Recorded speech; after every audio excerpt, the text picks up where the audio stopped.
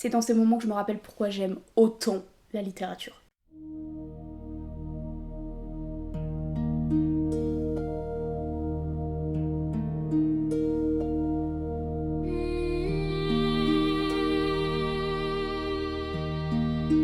Bonjour à toutes et à tous et bienvenue dans cette nouvelle vidéo un petit peu particulière.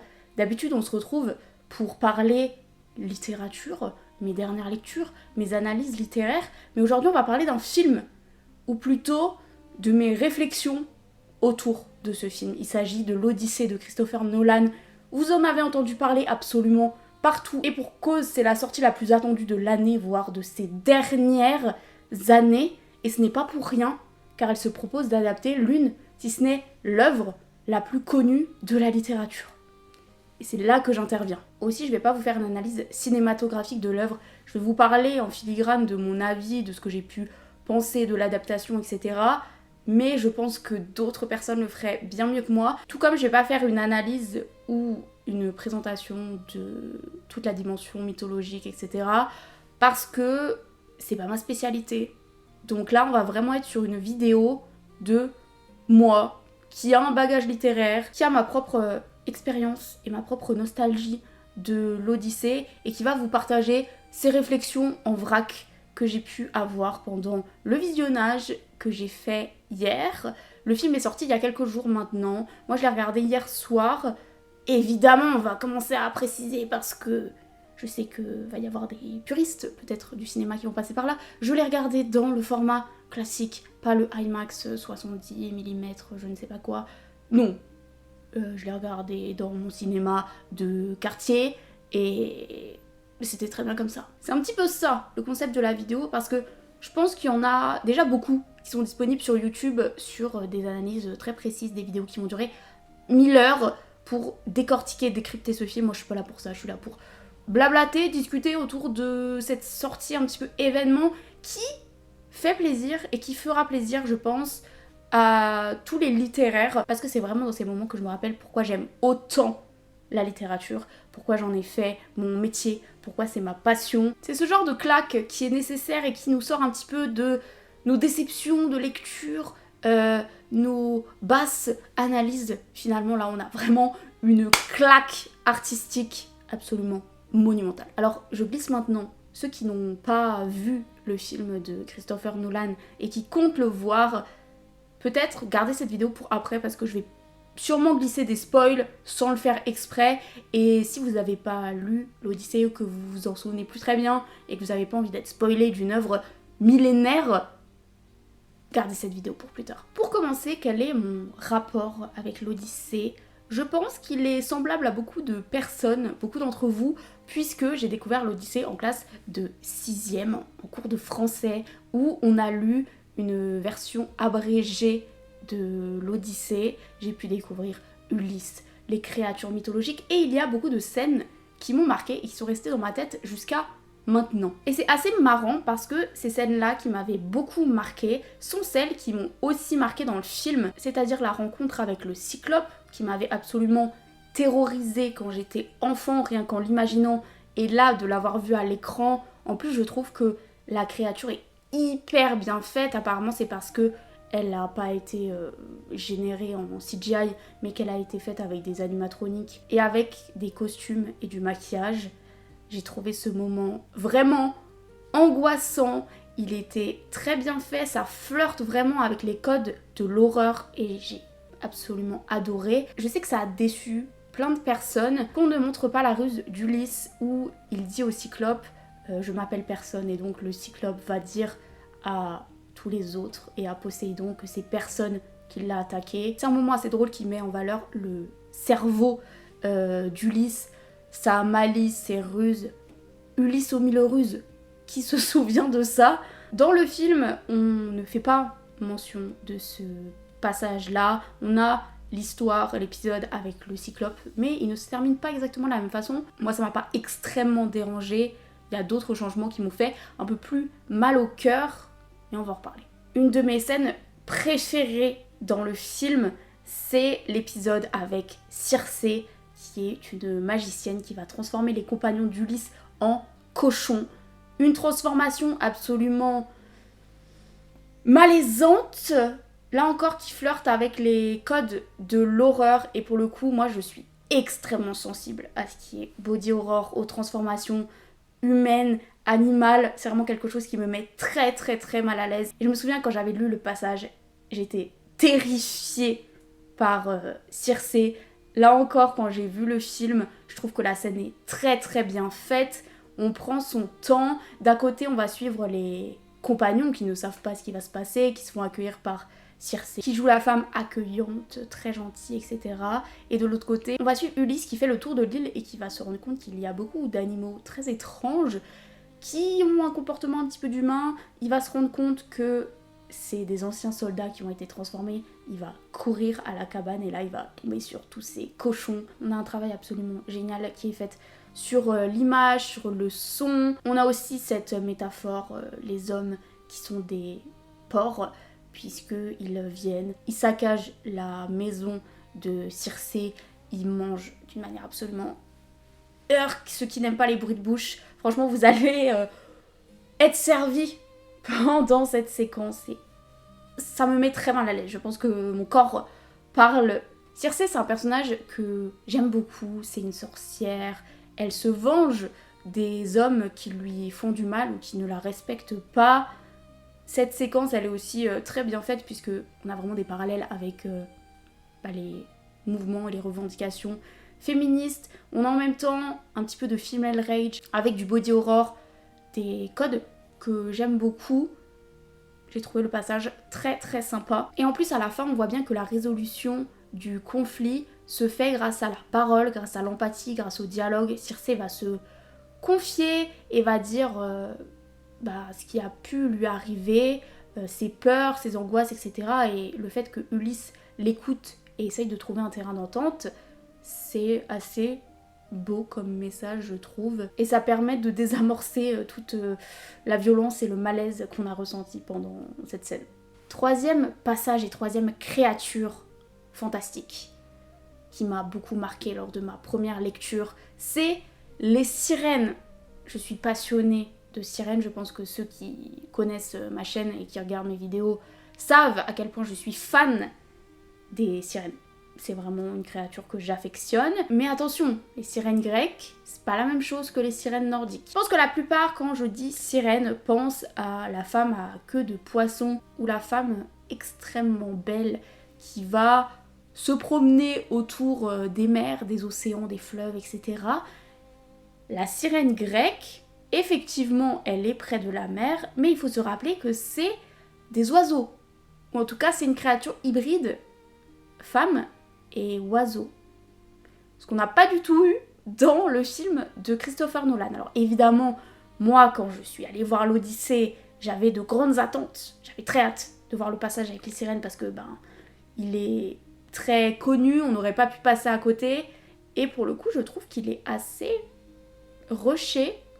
Le passage dure pas très très longtemps comparé à celui du Cyclope et celui de Circé. On voit pas tant que ça les sirènes, donc évidemment on met en avant la stratégie d'Ulysse qui va être de mettre de la cire dans les oreilles de ses coéquipiers pour qu'ils ne puissent pas entendre le chant des sirènes et donc se jeter à l'eau. Et lui, il va être attaché au mât parce qu'il veut absolument entendre le chant des sirènes pour flex, pour dire moi je l'ai entendu et je suis pas mort. Et dans le film, on va beaucoup se concentrer sur Ulysse, on le voit qui est en souffrance, on le voit qui demande à ses coéquipiers de le détacher, il veut absolument rejoindre les sirènes puisque c'est leur pouvoir finalement. Mais on voit très peu les sirènes, on les entend même quasiment pas puisque on part du principe que vu que les marins ont les oreilles bouchées, le spectateur en a aussi les oreilles bouchées, vous voyez ce que je veux dire ou pas? Et on voit les sirènes vraiment au coup de vent, et de ce que j'ai pu voir, alors évidemment je n'ai pas pu faire pause à ce moment-là au cinéma,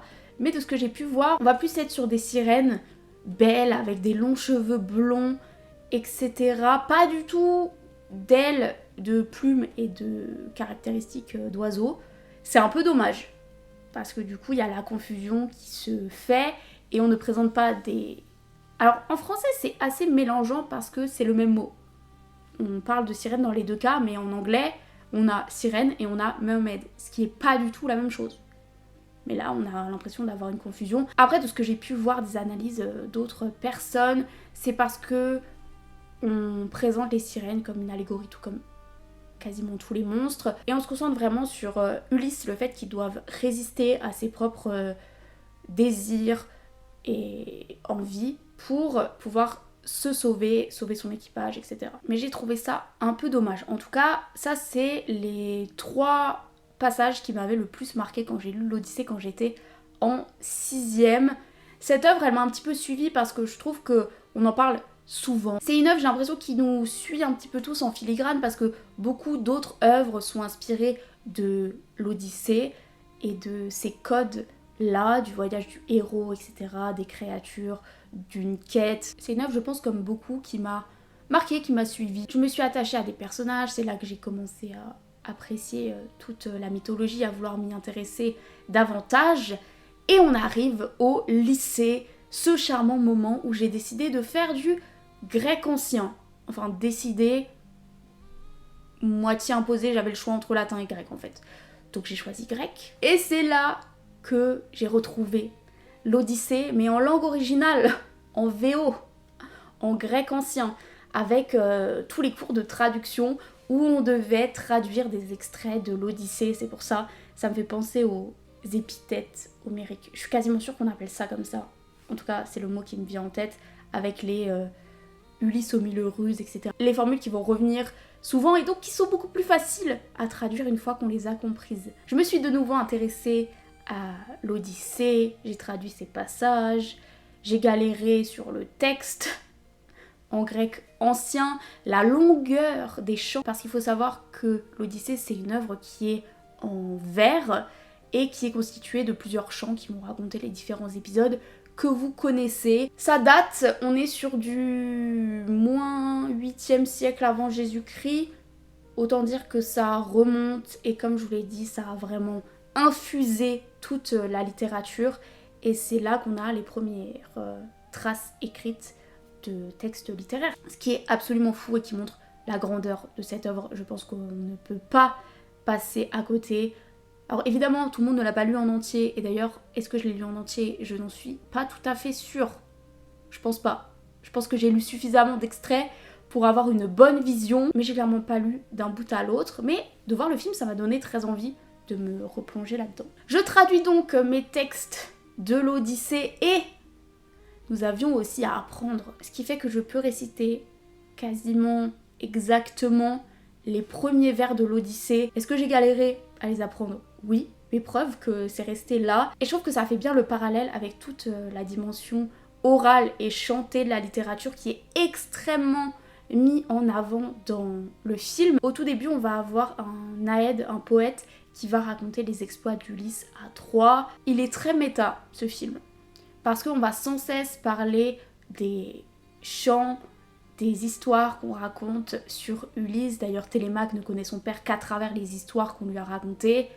C'est très méta, c'est hyper intéressant, surtout qu'au début, on va raconter l'histoire de la guerre de Troie, avec cette introduction, ce moment pour accrocher le public et pour les intéresser, et on va retrouver ces mêmes vers tout à la fin. Ça a vraiment l'aspect cyclique, les histoires qu'on continue à raconter encore et encore et encore, qui vont parfois se déformer et qui vont rester là, et qui vont créer des souvenirs finalement aux personnes, puisque ceux qui sont restés à Ithaque et qui n'ont pas pu aller à la guerre ne connaissent la guerre qu'à partir des chants. Il y a de très bons parallèles à faire avec les médias, les fake news, etc.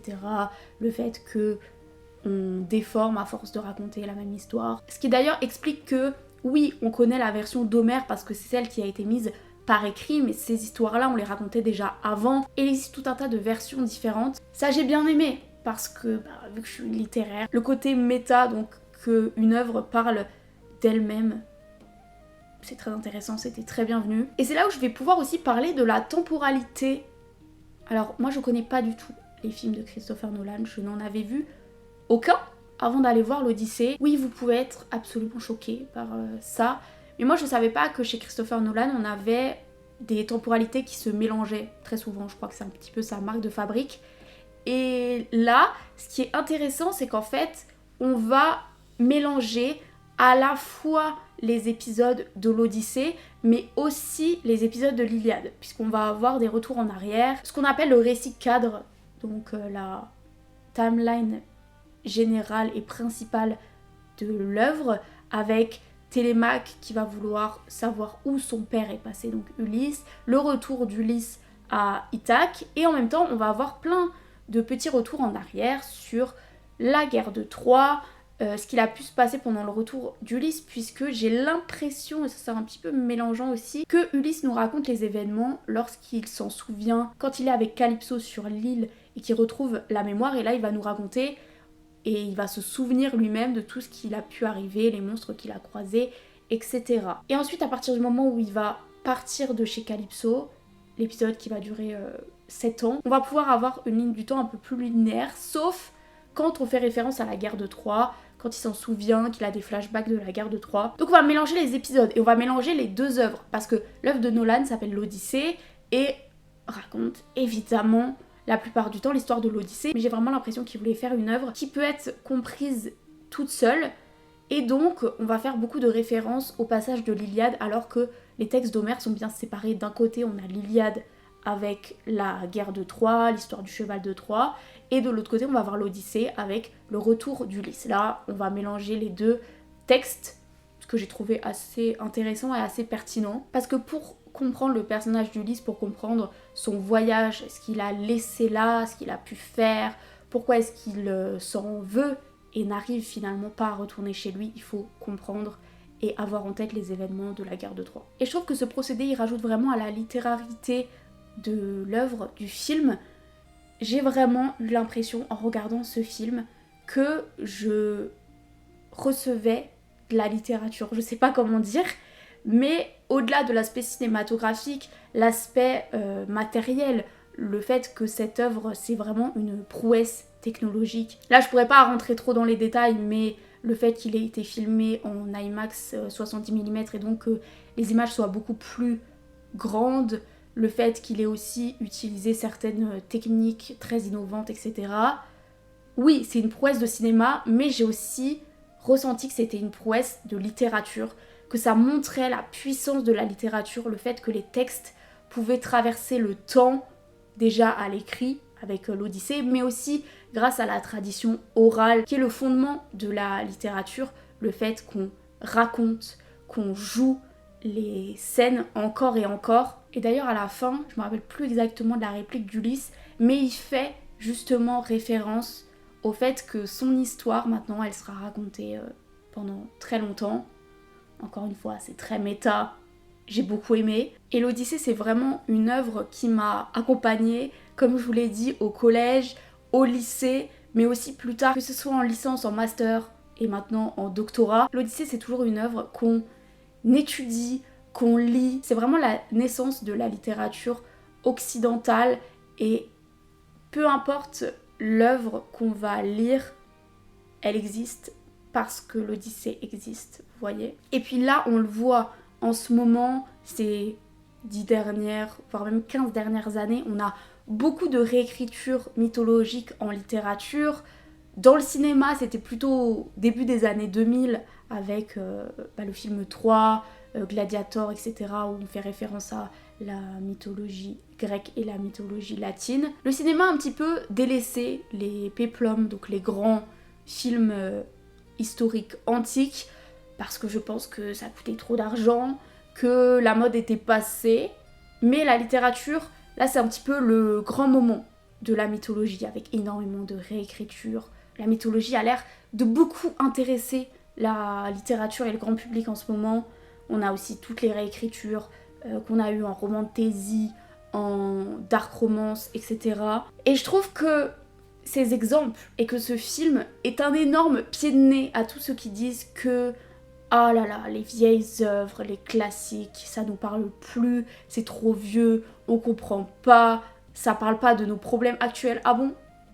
Parce que moi quand j'ai vu l'Odyssée et notamment le monologue de fin d'Ulysse sur l'absurdité de la guerre, sur le fait que y a pas de gentils et de méchants, hein. Parce que oui, ils ont gagné la guerre, mais à quel prix? on le dit bien, ils ont tué, ils ont violé, ils ont pillé, même pendant leur voyage de retour. Et ça, je trouve ça très intéressant parce que j'ai pas l'impression que ce soit quelque chose qui soit très mis en avant dans l'Odyssée, l'œuvre d'origine. C'est le fait que, Ulysse aussi. Ulysse, il a tué, il a une morale extrêmement douteuse, il a menti à ses camarades, il en a sacrifié plein, il a trompé aussi Pénélope, même s'il se souvenait plus trop qu'elle existait. Mon œil. Et ça me fait vraiment quelque chose, je l'ai beaucoup intellectualisé hier quand j'étais au cinéma. Je me disais, mais ça montre vraiment la puissance de la littérature, des récits. Tout le monde aime la mythologie. Honnêtement, j'ai jamais entendu quelqu'un qui m'a dit qu'il détestait la mythologie. Mais en fait, c'est parce que on adore les histoires. Les histoires de héros, les histoires de créatures, les histoires de monstres. Je pars dans un truc un peu philosophique là, j'avoue.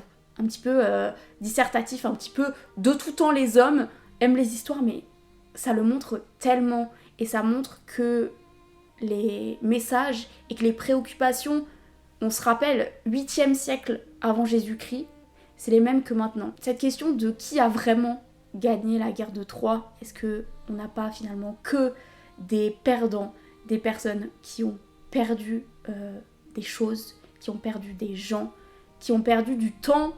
Ça aussi c'est extrêmement badant parce qu'en fait tu te rends compte que Ulysse a perdu tellement de temps pour une guerre qui n'avait aucun sens et aucun fondement, si ce n'est l'ego d'une personne, le fait de vouloir asseoir sa domination sur d'autres. Je sais pas où je vais avec ça, mais je trouve que l'Odyssée c'est vraiment une œuvre qui est immense et qui infuse dans la tête de tout le monde, dans les créations. On peut tous en tirer quelque chose et ça montre encore une fois la puissance et l'universalité de la littérature. Je suis extrêmement attachée à cette œuvre parce que je l'ai découverte quand j'étais toute petite. C'était une des premières fois où je lisais de la littérature, où j'ai compris que ça pouvait nous plaire, ça pouvait nous faire peur, ça pouvait nous accompagner pendant des années et je trouve ça absolument incroyable. Et ça m'a aussi rappelé à quel point j'avais douillé en cours de grec pour traduire tout ça. Et d'ailleurs j'étais hyper fière de moi parce que ça m'a fait penser aussi à d'autres œuvres que j'avais étudiées en cours de grec, notamment quand on parle dans le film d'Agamemnon qui se fait tuer par sa femme. Moi ça m'a rappelé le fait qu'on avait traduit une pièce d'Échille qui s'appelle Agamemnon et qui raconte justement son retour à lui, le fait que sa femme lui ait tendu un piège, etc. Et je me souviens que j'avais adoré cette pièce, ça m'a donné tellement envie de relire des œuvres antiques, que ce soit du théâtre, le théâtre antique, j'en ai beaucoup lu au lycée, j'adorais ça. Et donc là j'ai vraiment envie de m'y remettre, de me réintéresser à la mythologie, à la littérature grecque, parce que c'est quelque chose qui me tient beaucoup à cœur et que j'ai un petit peu délaissé maintenant parce que je travaille en littérature contemporaine, mais ça a créé quelque chose en moi de voir ce film, ça m'a rappelé beaucoup de choses. Voilà, c'était, je pense, pas mal de mes réflexions en vrac. J'ai l'impression d'avoir oublié énormément de choses, mais le film est tellement grand, il y a tellement à dire. J'espère que cette vidéo vous aura quand même intéressé. N'hésitez pas à me dire en commentaire quelle est votre histoire avec l'Odyssée, si vous aussi vous l'avez lu en 6e, si vous avez fait du grec ancien et que vous avez dû apprendre les vers de l'Odyssée, qu'on soit ensemble. N'hésitez pas aussi à me dire si vous avez vu le film, ce que vous en avez pensé. Est-ce que vous avez aimé ou pas? Est-ce que vous trouvez que c'est fidèle à l'œuvre? Est-ce que c'est exactement ce que vous attendiez? Bref, faites-vous plaisir. Je pense que cette vidéo peut ouvrir des discussions et des débats. Si cette vidéo vous a plu, n'hésitez pas à la liker et à vous abonner à ma chaîne si vous me découvrez avec celle-ci. On se retrouve dans une prochaine vidéo. D'ici là, je vous souhaite de très belles lectures, de beaux visionnages, une bonne soirée, une bonne journée et je vous dis à bientôt. Salut!